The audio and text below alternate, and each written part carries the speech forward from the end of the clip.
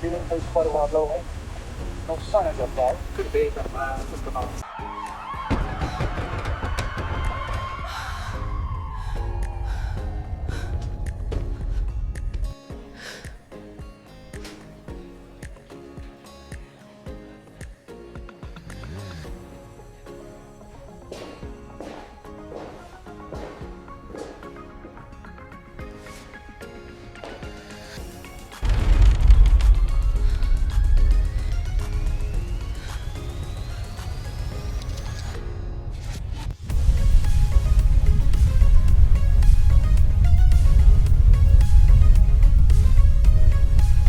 We have ways of finding out what we need to know. I haven't done anything wrong.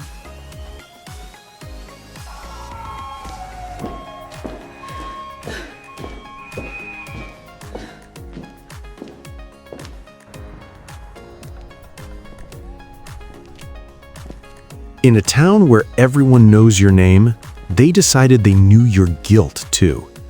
Evan Mercer was murdered, and I was the last person he argued with. The evidence points to me. The town believes it, but someone wore my life like a disguise, and now I have to prove my innocence before the truth kills me next. The night they found the body, I was already awake. In a town like Briar Hollow, Iowa, nothing ever really sleeps, especially guilt.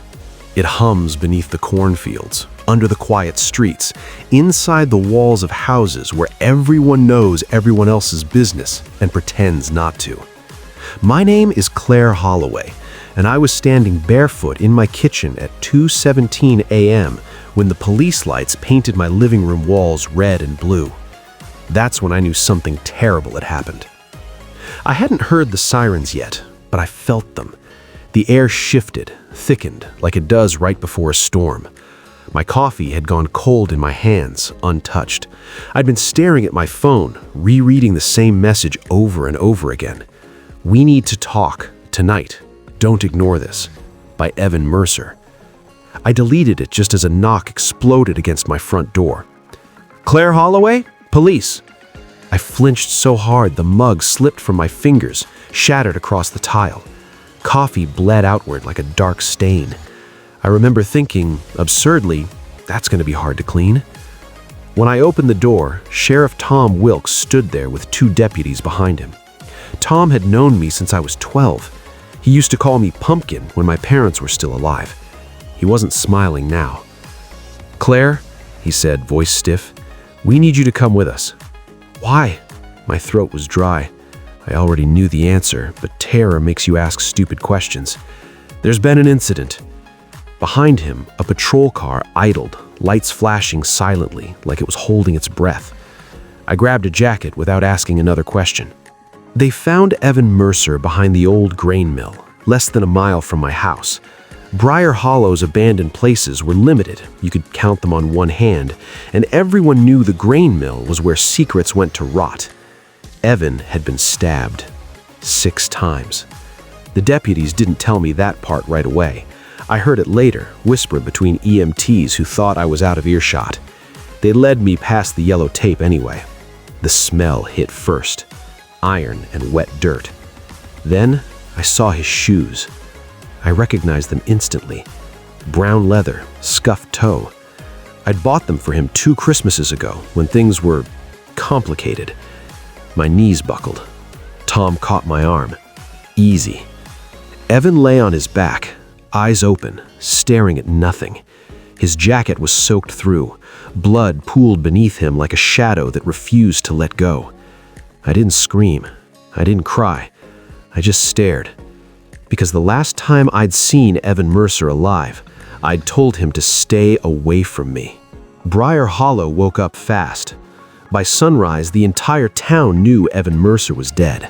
By noon, they knew I was the last person who argued with him. Small towns are efficient that way.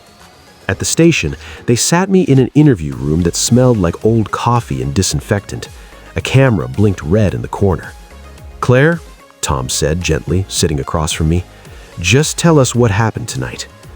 I folded my hands together to stop them from shaking. "I was home." "Alone?"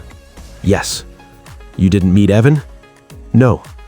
Tom leaned back. His eyes searched my face, not like a sheriff, but like someone who remembered my parents' funeral, who'd watched me grow up, who wanted to believe me. Deputy Mark Ellis wasn't so patient. Then why did Evan text you at 1:03 a.m. asking to meet? My heart slammed against my ribs. How do you... We have his phone, Mark said flatly. Tom shot him a look, but the damage was done. I swallowed. He wanted to talk. I didn't respond. But you read it, Mark pressed. Yes. Why?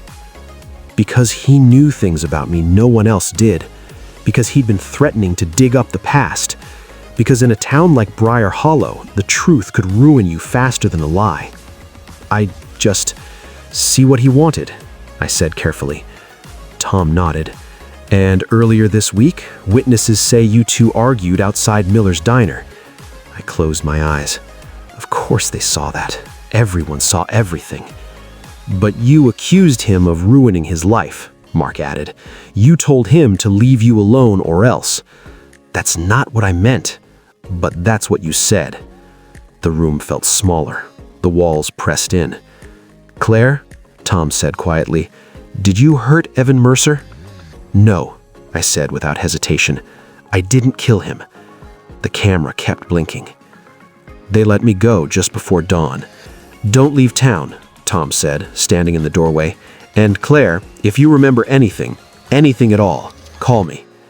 I nodded and stepped into the cold morning air. Outside, Briar Hollow looked the same as it always did. Quiet streets, closed shops, the church steeple cutting into the sky. But I felt it then. Eyes on me. From windows, from passing cars, from people who had already made their minds. By the time I reached my house, my phone was buzzing nonstop. Missed calls, texts, voicemails I couldn't bring myself to listen to. I locked the door, slid down against it, and finally let myself cry. That's when I noticed the smear of dried blood on the cuff of my jacket. My breath caught. I didn't remember getting blood on me. I didn't remember going to the grain mill. But deep down, beneath the fear and confusion, another thought whispered its way into my mind. Quiet, dangerous, and impossible to ignore. What if someone wanted it to look like I did? And worse, what if they succeeded? By the second day, Briar Hollow had already convicted me. No trial, no jury, just looks. I felt them when I stepped into Miller's diner that morning, the way conversations died mid-sentence, the way forks paused halfway to mouths. Coffee tasted bitter when you knew people were watching you drink it. Morning, Claire, Linda at the counter said, too quickly, too loudly. The smile she gave me didn't reach her eyes.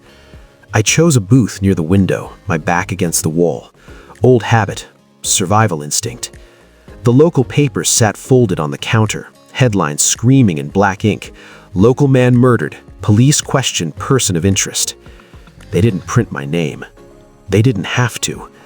I stared at my reflection in the glass. Pale, hollow-eyed, guilty-looking. That last part scared me the most. The blood on my jacket wouldn't wash out. I'd scrubbed until my hands burned, until the water ran clear, until denial exhausted itself. Still, the stain lingered, faint, rusty, like a memory that refused to fade. I told myself it meant nothing, but lies lose their power when you repeat them alone.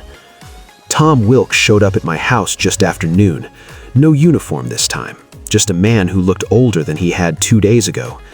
Mind if I come in? He asked. I stepped aside. He didn't sit. He walked straight to the kitchen sink where my jacket hung over a chair. Mind if I ask how blood got there? He said quietly. My mouth went dry. I don't know. Claire? I swear, I don't remember. Tom exhaled. That's what worries me. He pulled a photo from his pocket and slid it onto the table. It was Evan, alive, taken by a traffic camera near the grain mill at 1:42 a.m. He was alone. Then Tom placed a second photo beside it. Me. Or someone who looked like me. Same height, same build, same dark jacket. Timestamp, 1:51 a.m. My stomach dropped. "That's not me," I whispered, "but it looks like you." And someone wiped the camera clean after that frame. Whoever did this knew what they were doing. I stared at the image, my mind screaming, "No, no!" Because I owned that jacket. Because I'd gone to bed around 1:30 a.m. Because I woke up with dirt under my nails. I didn't sleep that night. Every time I closed my eyes, I saw Evan's face. Open eyes, silent accusation. At 3:11 a.m., my phone buzzed. Unknown number. "You should have stayed quiet." My heart slammed. I typed back with shaking fingers. "Who is this?" The reply came instantly. "Someone who knows what you did and what you didn't." I deleted the thread. Then I retrieved it. Then I stared at the screen until dawn bled into the sky. Someone was playing me, and they were close. The break came from a place I didn't expect. Rachel Knox, Evan's ex-wife. She cornered me outside the post office, eyes sharp, grief carved deep into her face. "They think you killed him," she said flatly. "I didn't." "I know," she replied. I blinked. "You do?" He had enemies, real ones, people he blackmailed, people he ruined. That word again, ruined. She leaned closer. The night he died, Evan called me, said he'd finally fixed things and that someone was going to pay. Did he say who? Rachel shook her head, but he mentioned the mill, said he was meeting someone he trusted. My pulse thundered. Someone he trusted, not me. That evening, I went somewhere I shouldn't have, the grain mill. The place still smelled of rust and rot. Police tape fluttered uselessly in the wind, half removed, like even it had given up.